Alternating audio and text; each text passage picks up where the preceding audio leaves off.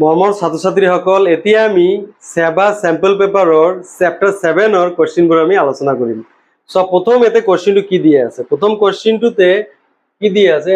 সাধাৰণতে ইন্দ্ৰিয় অংগবোৰত সংগ্ৰাহক থাকে। এইটো 7 সংগ্ৰাহকত থকা স্থান হৈছে। এইটো নিশ্চিতভাৱে জিভা। জিভাৰ জৰিয়তে আমি কি স্বাদ পাওঁ, ঠিক আছে? কিন্তু নাকৰ জৰিয়তে ঘ্ৰাণ, চকুৰ জৰিয়তে দৃষ্টি, এইটো কাণৰ জৰিয়তে শ্ৰৱণ, ঠিক আছে? আৰু টেম্পাৰেচাৰ এইটো কি উষ্ণতাটুকু ছালৰ জৰিয়তে। সেই চকু কাণ নাক জিভা ছাল এইটো আমাৰ তোমাৰ 5টা আমাৰ গ্ৰাহক অংগ আছে। এইটো মই চেপ্টাৰ 7-ৰ ডিটেইলছ ভিডিঅ' মই আজিয়ে আপলোড কৰিছো, তোমালোকে চেনেলত তোমালোকে চাই ল'বা, ঠিক আছে? তাৰপিছত চোৱা কোৱেশ্চন নাম্বাৰ 84 টো চোৱা, উদ্ভিদৰ উচ্চতা নিৰ্ণয় কৰিব। উদ্ভিদৰ উচ্চতা দেহবৰ্ধনকাৰী হৰমন কত আছে? এইটো দেহবৰ্ধনকাৰী হৰমনে এই, ঠিক আছে, উচ্চযোগৰ প্ৰভাৱত জিনৰ বাবে এইটো হয়। তো দেহবৰ্ধনকাৰী হৰমনৰ প্ৰভাৱত এইটো হয়, উদ্ভিদৰ উচ্চতাটো এইটো নিৰ্ভৰ কৰে। So C is the right answer. তাৰপিছত চোৱা কোৱেশ্চন নাম্বাৰ 85 টো আমি চাম কি দিয়া আছে। 85 নম্বৰ কোৱেশ্চনটো তোমালোকে চোৱা, তলৰ তিনিটা চিত্ৰত কোনটোৱে জলানুবেগী সূচাইছে? তিনটা দিয়ে আছে জলানুবেগী, ঠিক আছে? জলানুবেগী কত গৈছে? জলানুবেগী কোনটোৱে তোমাৰ কি এইটো জলানুবেগী হ'ব, এইটো আবেগী সূচাইছে। এইটো তোমালোকে চোৱা, এইটো কাণ্ডবৰ সূৰ্যৰ ফালে যাব, ঠিক আছে? আৰু শিপাবৰ এইটো ভূকেন্দ্ৰাবেগী মাটিৰ তলৰ ফালে।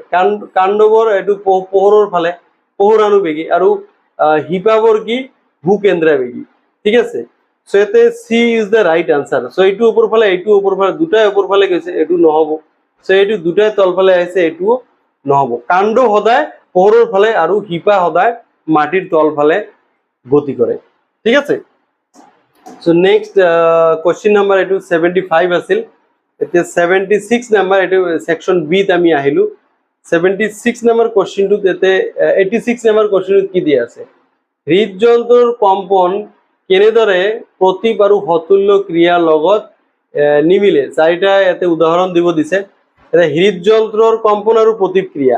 সো হৃদযন্ত্ৰটো কি স্বতঃস্ফূৰ্তভাৱে হয়, যাক আমি ইচ্ছাৰে নিয়ন্ত্ৰণ কৰিব নোৱাৰো।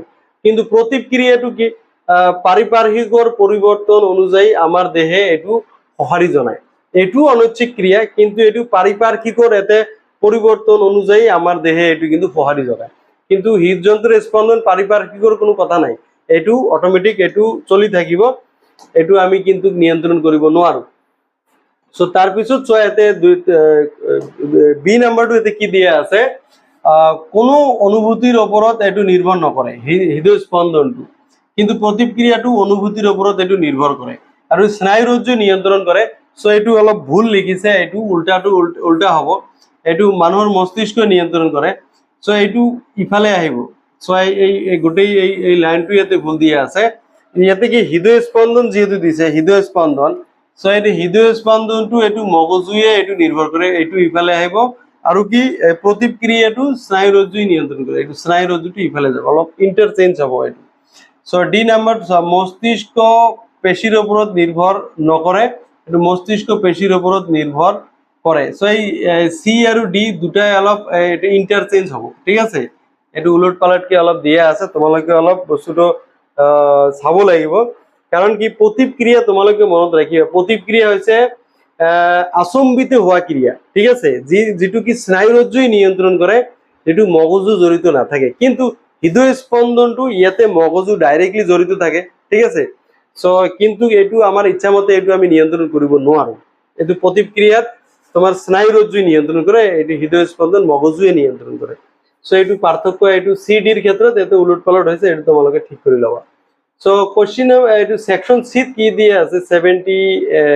87 নম্বৰ যিটো কোৱেশ্চন আছে, তোমালোকে চোৱা, এইটো সমীৰক ডাক্তৰে চেনি কম খাবলৈ কোৱাৰ লগতে দৈহিক ব্যায়াম কৰিবলৈ পৰামৰ্শ দিলে। এতিয়া সমীৰে ডাক্তৰৰ ওচৰত গৈছে, চেনি কম খাবলৈ ক'লে আৰু ব্যায়াম কৰিব ক'লে, ঠিক আছে? সো তেজ পৰীক্ষাৰ তথ্যত এনে কি বেমাৰ দেখিলে যে এই উপদেশ দিলে?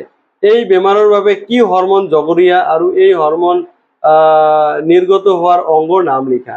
সো নিশ্চিতভাৱে যেহেতু চিনি কম খাবলৈ দিছে, নিশ্চিতভাৱে এইটো ডায়াবেটিস বেমাৰ হ'ব, ঠিক আছে এইটো সমীৰৰ কি ডায়াবেটিস ৰোগ আছে নিশ্চিতভাৱে সেইকাৰণে ইয়াতে কি চিনি কম খাবলৈ কয় তোমালোকে জানা এইটো ঠিক আছে আৰু ডায়াবেটিস বেমাৰ কি তোমাৰ ইনসুলিন যেটো ইনসুলিন তোমাৰ যেটো হৰমোন আছে ইনসুলিন হৰমোন তোমাৰ নিকৰণ কম হলে তোমাৰ কি ডায়াবেটিস বেমাৰ হয় ইনসুলিনে কি তেজত থকা গ্লুকোজৰ পৰিমাণ কি নিয়ন্ত্ৰণ কৰি ৰাখে তেজত থকা গ্লুকোজৰ পৰিমাণ কি ইনসুলিন হৰমোনে নিয়ন্ত্ৰণ কৰি ৰাখে আৰু এইটো কিহে এইটো কোনটো অংগই নিৰ্গত কৰে এইটো নিশ্চিতভাৱে এইটো অগ্নাশয়ে ইনসুলিন হৰমোন কি নিকৰণ কৰে ঠিক আছে অগ্নাশয়ে ইনসুলিন হৰমোন নিকৰণ কৰে এইটো মনত ৰাখিবা তোমালোকে সো আৰু বি নম্বৰ কি আছে কি হৰমোনে উদ্ভিদৰ খৰতকীয়াকৈ কোষ বিভাজনত সহায় কৰে আৰু কি হৰমোনে বৃদ্ধিত বাধা দিয়ে তো সাইটোকাইনিনে উদ্ভিদৰ খৰতকীয় বিভাজনত সহায় কৰে আৰু উদ্ভিদৰ বৃদ্ধিত বাধা দিয়ে এইটো